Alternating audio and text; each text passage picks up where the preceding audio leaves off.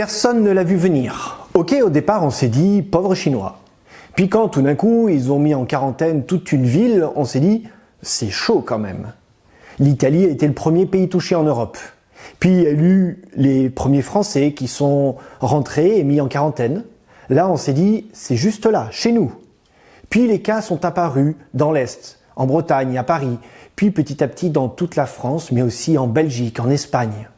Et enfin, le président de la République a pris la parole pour annoncer le confinement. Ce mois de mars 2020 était un mois bien chargé avec tout un tas d'activités. Le JYD, la semaine de prière, le mois de la jeunesse, des rencontres régionales, fédérales. Et tout d'un coup, tout s'arrête. Quand tu es au volant d'une voiture et que tu arrives près d'un rond-point, tu décélères petit à petit. Tu tombes un rapport, puis deux. Tu appuies sur le frein doucement. Mais là, rien à voir. On vient de prendre un mur en plein visage, de 100 à 0 km/h. Enfin, c'est tellement violent qu'on devrait plutôt dire qu'on vient de se prendre un mur en pleine gueule. Ça fait mal, physiquement, mais aussi sur le moral. Alors, je ne sais pas comment tu vis ce confinement, mais il y a une autre dimension qui nous touche en tant que chrétiens. C'est la spiritualité. Tu as grandi dans l'église depuis ta jeunesse. Tu as entendu les prédications prophétiques sur la fin des temps, les grands cataclysmes et sur le retour de Jésus. Alors, est-ce le début de la fin? Est-ce qu'on est dans le temps annoncé depuis si longtemps dans la Bible? Notre monde va mal. Pour moi, ce n'est pas que la question du coronavirus. Nous savons qu'après le coronavirus, nous allons très certainement traverser une crise économique mondiale. Des milliers, voire des millions de personnes vont être au chômage, car leurs sociétés n'auront pas réussi à tenir le coup. Nous allons très certainement traverser une crise sociale, car depuis des années, les États baissent les budgets des hôpitaux, baissent les effectifs des personnels soignants, ferment des lits, voire des hôpitaux entiers. Depuis 2015, à la COP 21 à Paris, la planète entière a pris conscience de l'urgence de changer notre style de vie. Les pays ont ratifié les textes, se sont mis des objectifs et 5 ans après, on se rend compte que certains pays quittent cet accord, on ne diminue que très peu notre manière de consommer et donc notre empreinte énergétique. Finalement, on est resté spectateur de tout ce qui se passe autour de nous. On le savait, on le prêchait tous les sabbats à l'église, mais après le culte, on reprenait nos activités, nos sorties entre potes. 2020 et le coronavirus, tout a changé. Tout peut changer. La crise n'est plus théorique, elle est dans tous les foyers, dans toutes les familles qui sont touchées par la mort. Là, on vient de se rendre compte de ce mur, on vient de le prendre de plein fouet, brutalement. C'est peut-être la première crise que tu traverses, mais dis-toi que ce n'est sûrement pas la dernière. Il y aura des crises sanitaires, économiques, sociales, écologiques et spirituelles. Depuis quelques jours, sur les réseaux sociaux, tu as pu apercevoir une montée de pensées collapsologistes. Ces gens annoncent un grand effondrement de toute notre société. Qu'en penses-tu ?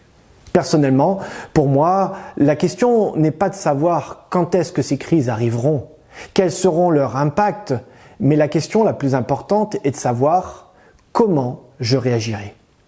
Comment feras-tu face à ces crises ? Ces jours-ci, on voit des gens se ruer dans les magasins pour acheter des pâtes et du papier toilette, sans se poser la question s'il y en aura assez pour tout le monde. Des gens volent des masques dans les hôpitaux pour les vendre au marché noir, sans se préoccuper des soignants qui sont au contact direct des malades. On voit des gens complètement indifférents à tout cela, se balader tranquillement dans la rue comme si de rien n'était.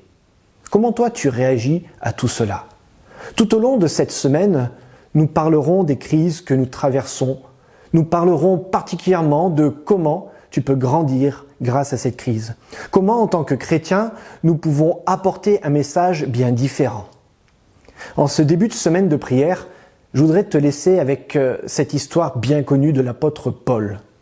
Dans Actes 8, au verset 3, il nous est premièrement présenté comme persécuteur du peuple de Dieu.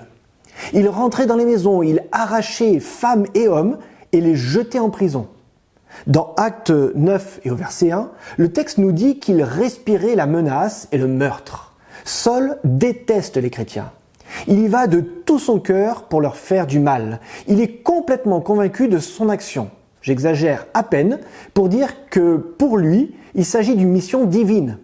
Persécuter ces infidèles est un ministère. Alors qu'il accomplit cette mission avec application, il se prend un mur. Une réalité bien différente le rattrape.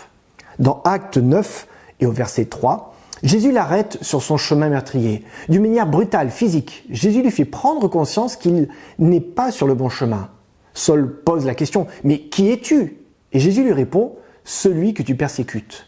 Jésus est en train de dire à Saul que le combat qu'il mène n'est pas le bon combat. Jésus est en train de dire que ses ennemis ne sont pas des ennemis, mais bien au contraire, ceux qu'il doit défendre et encourager. Paul vient de prendre un mur qui l'oblige à changer son regard sur le monde, sur les autres. En plein dans ta face. Et toi, quel mur tu viens de te prendre avec le coronavirus ? Qu'est-ce qui va changer après cette période de confinement ? Est-ce que tu vas reprendre tes études, ton travail, comme s'il ne s'était rien passé ? Je crois qu'en tant que chrétien, qu'en tant qu'adventiste, tout doit changer. Non pas que tu dois arrêter tes cours ou ton boulot, non, mais la manière de mener le combat et de définir quel est le véritable combat que tu vas mener. Tu ne peux pas faire comme si tu ne savais pas. Tu ne peux pas dire « Oh c'était bien sympa cette période intensive de Netflix et de jeux vidéo ». Notre monde ne sera plus le même. Après le 11 septembre 2001 et les attaques terroristes aux États-Unis, le monde a basculé dans la peur des gens qui n'avaient pas la même religion et dans la radicalité. Le monde s'est endurci. Après 2020, vers quoi va basculer le monde ? Rappelle-toi une chose, Dieu ne nous promet pas de nous protéger de toutes les difficultés qui vont arriver. Mais Dieu nous garantit que nous pouvons être équipés pour traverser tout cela de manière positive, car nous avons une espérance extraordinaire, le retour de Jésus-Christ, ton Sauveur, ton ami, ton frère. Que Dieu te bénisse dans ce temps de crise et qu'il t'ouvre les yeux sur ce dont il peut te faire prendre conscience pour ta vie future. Que Dieu te bénisse.